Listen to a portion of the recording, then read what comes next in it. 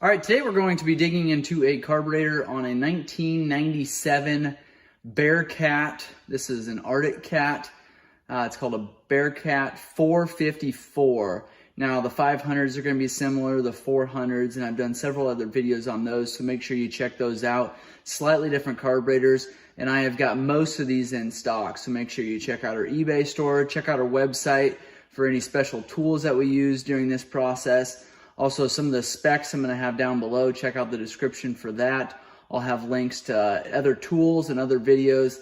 Don't forget to check those out. I appreciate you guys watching. Any feedback that you can give us down in the comments below, make sure you do that. We like to make videos that you guys appreciate and that you guys will use. So any kind of feedback is appreciated.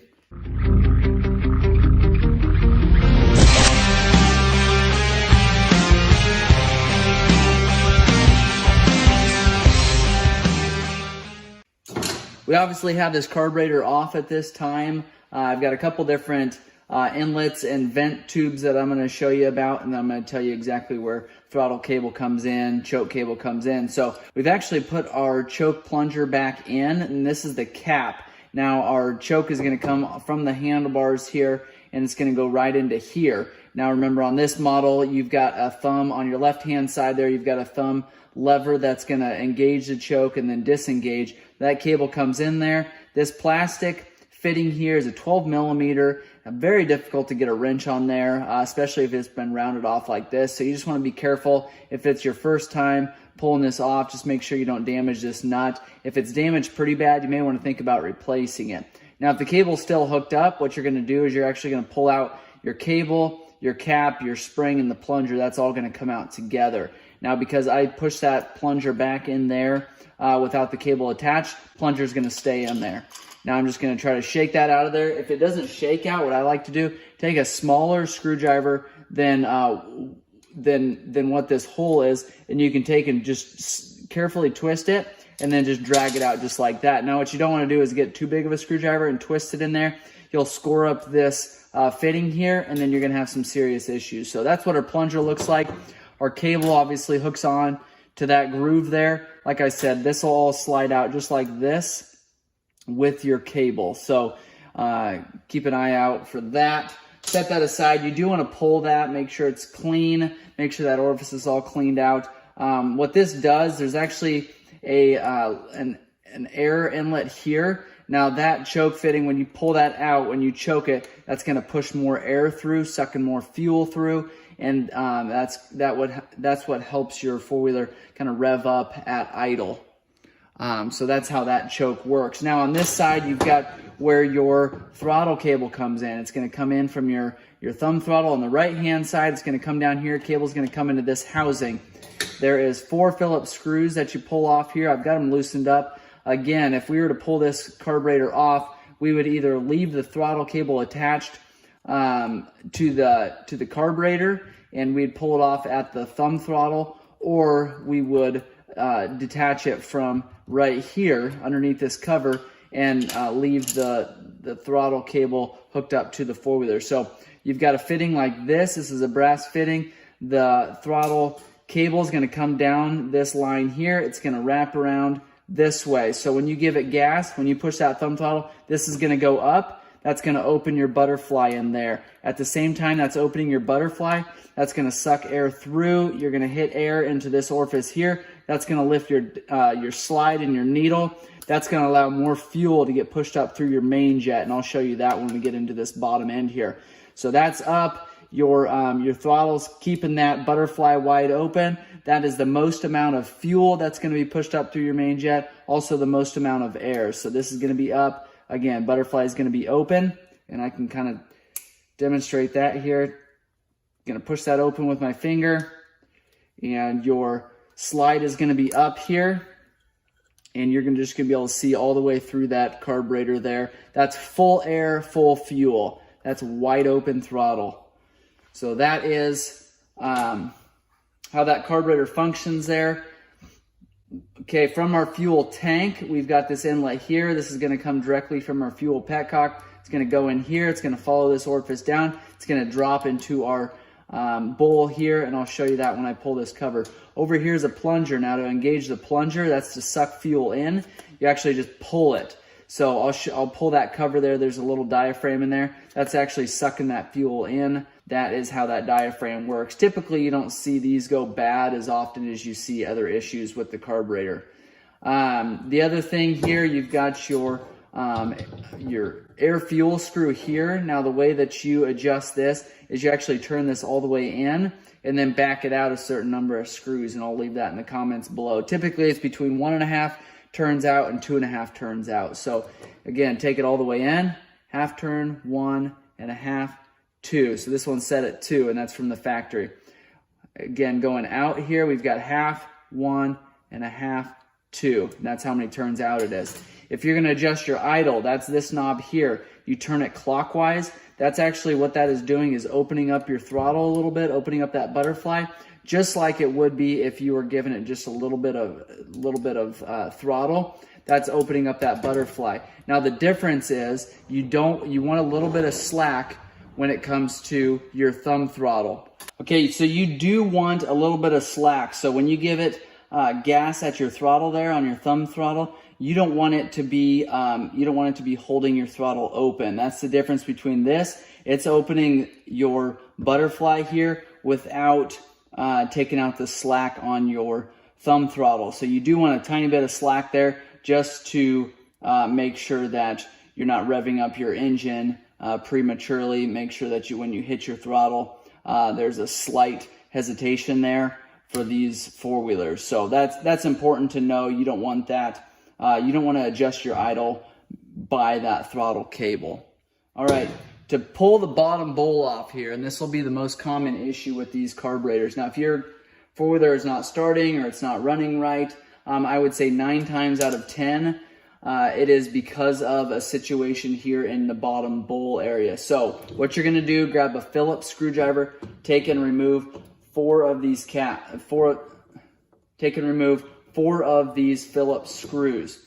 Now, you don't have to go Hulk mode putting these back together. You've got an O-ring that is going to seal that up. When you buy a rebuild kit, and I'll have a link below for those, it'll include an O-ring for this bottom bowl. Make sure you replace that every time you pull this bottom bowl off here. So your idle adjust there is going to come off. This bolt is a little bit bigger, and so keep that in mind. The rest of these just pop right off of there. They're slightly smaller. There's no washers on these. If yours does have a washer, it's not a big deal. Now, we've already put this carburetor through the ultrasonic cleaner. This is what it looks like here. Mint condition here. Gasket's in good shape, this O-ring here. The other thing that I wanted to note here on your bottom bowl is your drain. Now, if you've got maybe some bad fuel in there, or you're maybe draining it for the year, I don't normally recommend that, but some people do. Take and unscrew this, and then you can watch that fuel dump out this bottom nipple here. What you probably want to have on there, on your bottom nipple here, is a hose, so that fuel drains into a drain pan. You don't want that draining directly on your motor. It could potentially be a fire hazard if that motor is hot, or if you end up having spark or something else. So make sure you have that, and you can do that again while that's on the four-wheeler. So this is going to be sitting on there like this. You can remove that Phillips screw there. You don't even have to remove it all the way, but just take it a few turns out. Fuel is going to start dumping out there. So I'm going to set this aside. Now down into the nitty-gritty of this. We've got our float here. We've got our main jet here, and down inside of here we have our pilot jet. Now, if your four-wheeler doesn't start or it doesn't idle right, more than likely it's this pilot jet. Grab a small screwdriver, smaller than this one even. You want something more like this, or maybe even a little bit bigger than this. You don't want to round this off for sure. So take and remove this pilot jet. Take and remove it. Make sure you've got a good hold on it before you start pulling that pilot jet, and then you can just dump it out just like that. Now here's your pilot jet. Not a lot to it. Holding it up to light, you should be able to see all the way through it. So make sure you inspect it. Make sure you can see all the way through it. Take carbon choke cleaner, blow through it. Make sure it's completely cleaned out. This one is a 40. This is a 40. Okay.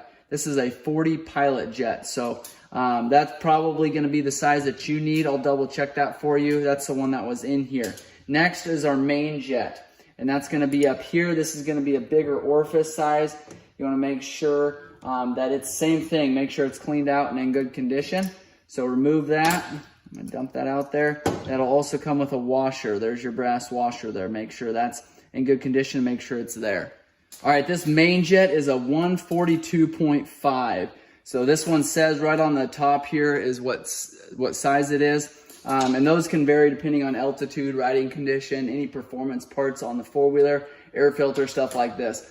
This four-wheeler does have an air filter, so this might be slightly bigger than your stock one. Again, I'll leave that in the comments below. Now, to remove our float here, and this float is adjustable, I'll show you that here in a bit. But you want to take and remove this pin. Now, you don't want to just take a sledgehammer and start pounding on it just like this. You want to give it a little support underneath of there, because what you don't want to do is break this post off that's right there. And I've seen it a lot of times where somebody will come in with a broken post. So what I like to do is find something about that height, set it underneath of here, or if you can put it in a vise, don't put it in the vise, but set it on the vise, and just get it to a spot where you can support underneath of here, because you're actually going to take and pull that pin out.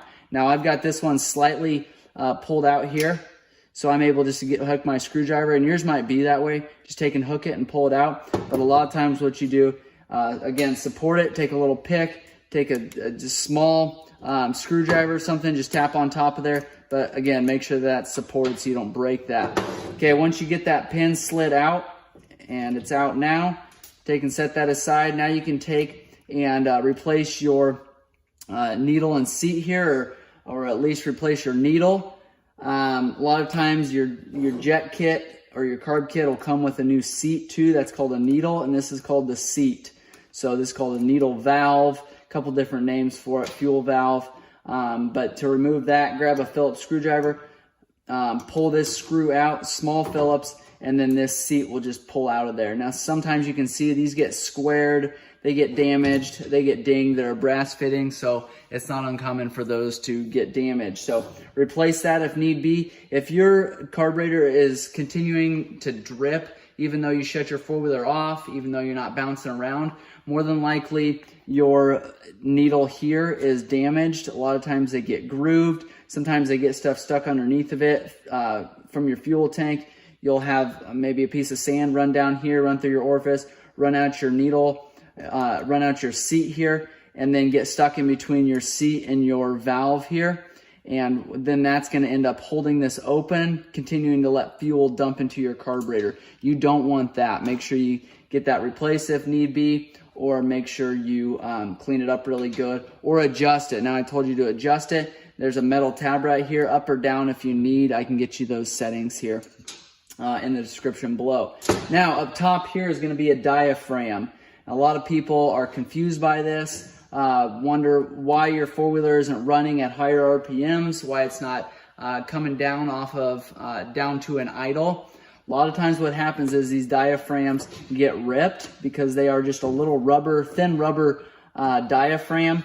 If they get damaged, your four-wheeler will idle really bad. It won't rev up. There's a lot of different things that could be happening. So remove these screws. I like to have my thumb on top while I do this. It is going to be spring loaded, so you just want to keep an eye on the parts that are going to be coming out of there. It's not going to go flying across the room. It's not going to damage anything, but I just like to keep all the parts intact and together, and so that is why I keep my thumb on top. Take and spin these 4 screws off of there. You can see these have washers on them. Again, I don't know if yours is going to be the exact same. If somebody came in here and cleaned this before, they may not have put it back together correctly. But in this case, these have washers on top. Now you can take and remove that cap, slide it off there carefully and slowly, because sometimes that diaphragm that's right here will stick to this cap. You'll end up pulling everything out.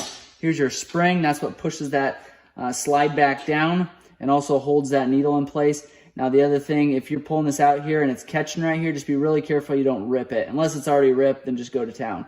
But you take and slowly pull that out of there and inspect this for any damage. Make sure there's no issues with this needle here. To remove your needle, take and just push it up. It's as simple as that. There'll be a spacer underneath of your clip, and I believe this one's an adjustable clip. Yep, it's an adjustable clip. So you've got a plastic spacer, you've got a clip. This is in the middle setting. You've got a plastic spacer on top there. So stick that right down in the center hole there. There's 2 holes on the bottom here. You can see, well, there's 3, I guess. Here's one. You put it in the center one. Take this plastic spacer, slide it down on top. That's what the spring sits on. Take and set that spring. Now what I like to do is take the diaphragm and put it down like that carefully. Now going back together. So before we go back together, I like to make sure and clean this all out. Take compressed air, blow it out, take carbon choke cleaner. I let mine sit through ultrasonic cleaners. Once I'm done with the ultrasonic cleaner, I take and wash it off really good, spray it off with compressed air. Make sure there's no other dirt and debris inside there. Make sure we've got it completely cleaned out. So when all that is done, we're going to start going back together. To do that, we take the slide and the diaphragm here, and I like to hold this straight up and down because what you're going to do is drop this right down the center. If you don't get it centered, it's going to push that needle up, and then you're going to have to pull that slide out again. Now, the other thing I do is take my finger, stick it underneath of that slide so it doesn't drop all the way down. If it drops all the way down, what it does is pull that diaphragm up like that. So then you got to push it out again, slide that diaphragm back down, carefully put it in the groove. Make sure your needle sits down into that center area here where your main jet is. And again, keeping your finger in the middle there so that everything doesn't pop out. Make sure your spring's on there. Take your cap, make sure your spring sits in that middle post there. Set that down, finger still underneath of that slide. And then you can actually take then and put a little bit of pressure on your diaphragm here. And it shouldn't push out of place. This is what seals everything, so you want to make sure that that diaphragm sits down in that groove there. Okay, if you've got fuel that has gotten on that diaphragm or carbon choke cleaner, more than likely it's going to be pretty difficult to get that diaphragm stuck into place there. What I like to do is put that in a windowsill and get it good and warmed up, get that fuel dried out of there, that carbon choke cleaner, get that evaporated. And then a lot of times it'll sit right into the position that you want it to without giving you any problems. All 4 of these screws needs tightened up. I like to keep my finger on top here, make sure everything stays in place while we do that. Now all those screws are tight. You don't have to go Hulk mode on these. You don't want to round these off for the next time. So your slide should go up and down without any issues. The other thing that you can do is carefully blow compressed air into this orifice here. Your slide will raise up and it should drop back down. If it doesn't drop back down or it doesn't raise up, then you've got an issue with your diaphragm. That would be why your four-wheeler either doesn't rev up or it doesn't come back down off of a high idle. It's because you might have an issue up here with that diaphragm. Okay, on the bottom here, again, make sure these jets are completely cleaned out. Again, all of this can be cleaned out with carbon choke cleaner. I don't like to spray carbon choke cleaner after I've got the diaphragm installed. That just weakens that diaphragm. It's already a thin piece. You don't want to damage that. So once your diaphragm's in there, just don't spray any more carbon choke cleaner. Drop your pilot jet down in there. Take your main jet with your brass washer, slide it on there, and put that into place. You can take your screwdriver then, snug that up. Again, you want to make sure you use the correct screwdriver. If you got one that's a little bit too big and you start turning it, you're going to round that head off of there, then you're never going to be able to get that off again. The other thing that does is breaks pieces of brass off of that jet there, and then you're going to have some brass buildup in your carburetor here. So next thing you want to do, take your other larger flat screwdriver, put it on there. Same thing. This is actually a little bit too small. I'm going to grab the right size. Take and tighten this up using the right size screwdriver. Okay, now we have got our needle in which we've replaced. We've got our seat here. That's in good condition. Slide that down in there, and then you can take your pin and push it into place. I've found that either side is about the same. So you can see it's a little bit tapered there on the end of that pin. I don't think there's one bigger size than the other. So take and put that in. Again, make sure that you've got something supporting that So I'm gonna go put this on something that I'm gonna be able to tap on it. All right, once you've got that tapped into place, then you are ready for your bowl here. Again, make sure that O-ring is replaced if needed. Take and set that down. It's gonna go one direction, which is this direction. Now, again, there's gonna be one longer screw. That's for the idle screw. Take and put these in. You wanna make sure that that O-ring is seated and is in place there.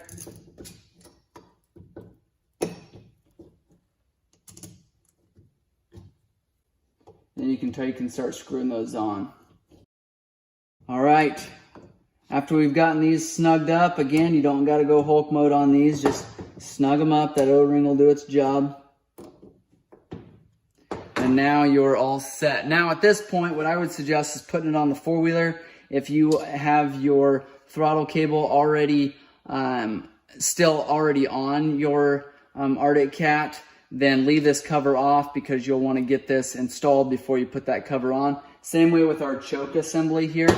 Now you can take and slide it in if you want, but then when you get ready to install the choke cable, you're gonna have to pull that out again. So this is the state that I would leave it in. These right here are actually vent tubes, so they go all the way down. I should have showed you that. They go all the way down to your bowl area. So you don't want to get water in here. You want to make sure that these are dry and clean in the area that they are. They're not actually going to be sucking air in, so you don't have to worry about dirt and stuff getting in there. But if you are driving through water or your four-wheeler sits in water, you could potentially be getting water down into your bottom bowl area, which would be another good reason to pull this bottom screw here, drain that water.